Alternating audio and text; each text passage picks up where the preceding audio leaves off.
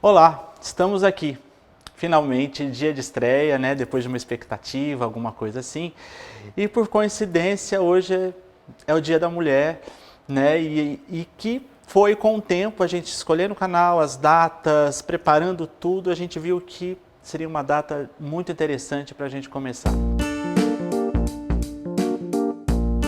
Se é um canal que vai falar de arte, história, cultura, antropologia, uma série de coisas, nada melhor do que a gente estar aqui, primeiro, no museu, não é isso? A gente está no Museu de Arte Sacra de São Paulo, que é um recolhimento de mulheres, foi fundado no século XVIII, e a gente pode, a partir daí, dar o pontapé inicial de tudo aquilo que vai acontecer no nosso canal, que vai ser a jornada a partir de agora. A mulher na história, essa ausência, a história sempre foi contada por homens, ela só fala dos homens, são os grandes heróis, são os grandes vultos, e as mulheres ficam sempre no seu legado de esposa, de filha, de mãe e muitas vezes de serviçal. Mas essas mulheres, essas mães e essas filhas, elas têm um papel fundamental, porque por detrás dos bastidores elas fazem muita coisa acontecer. A história ultimamente anda resgatando o papel das mulheres, e principalmente a gente tem linhas de pesquisas exclusivas para isso. Então, quando a gente fala de um convento, né, onde a gente está hoje, é um convento oficial agora, no século XVIII era um recolhimento. O que quer dizer um recolhimento? É um lugar, né, que pode ser um convento também, onde as freiras vão estar lá, as irmãs, mas ao mesmo tempo pode ser um lugar de educação para as filhas das classes abastadas do Brasil colonial.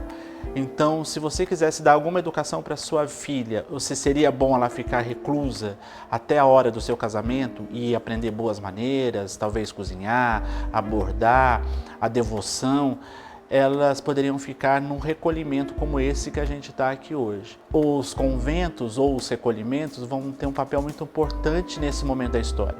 Elas vão estar formando, ou melhor, guardando as mulheres da elite do Brasil colonial daquele tempo que se vivia por aqui.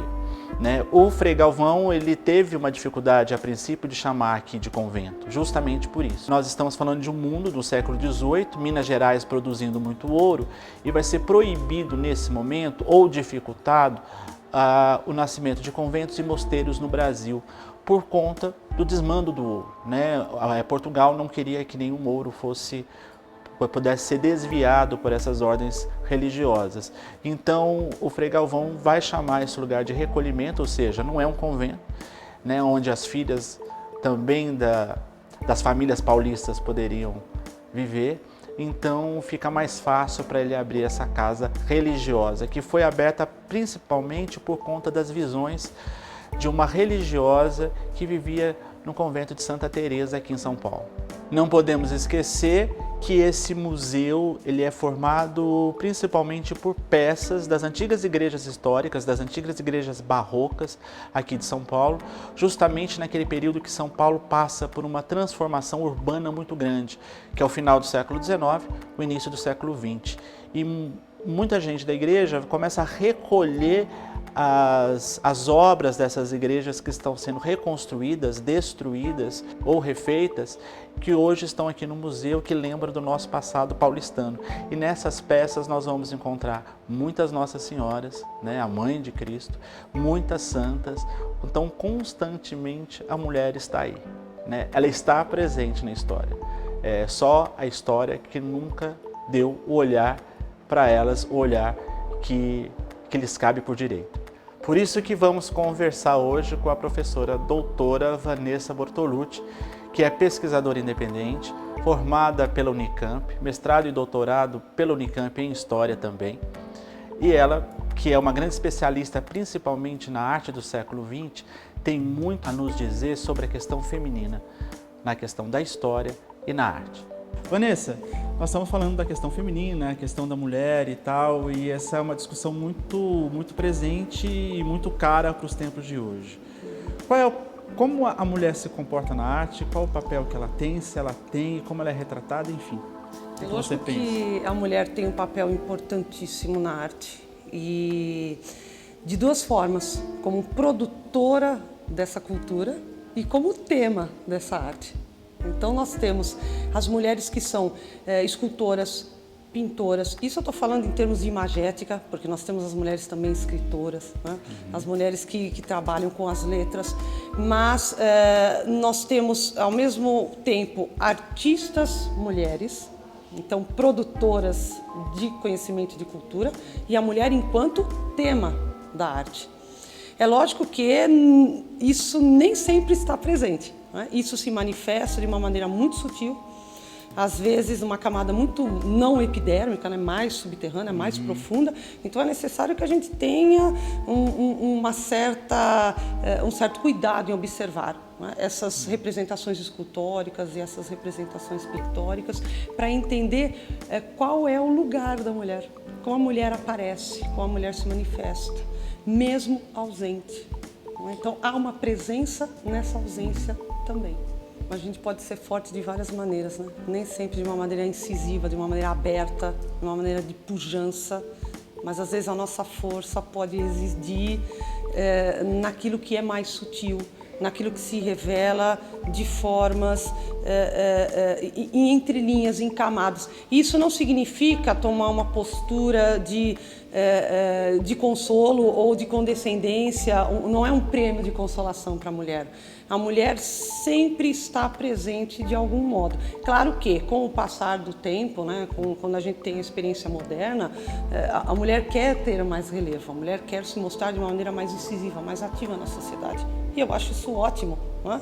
Mas não sei se seria correto a gente pensar numa ideia do tipo, no século XX, finalmente a mulher começa a aparecer, não, a mulher sempre está presente.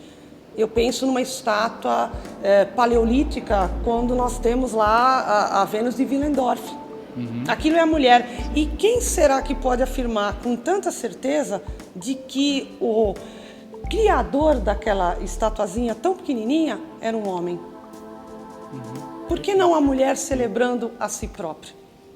Perfeito. Bem, como vocês estão vendo, eu estou sentado numa janela em algo que chama conversadeira, né? Porque tem dois como se fosse uma espécie de dois bancos aqui para você sentar e poder conversar. Aqui fora tem um claustro, né? Que é exatamente esse espaço, como se fosse um jardim com fonte, né? Porque a gente tem que pensar que essas mulheres, quando vinham para o convento, para o Mosteiro da Luz, elas faziam um voto de clausura, ou seja, elas esquecem o mundo lá fora.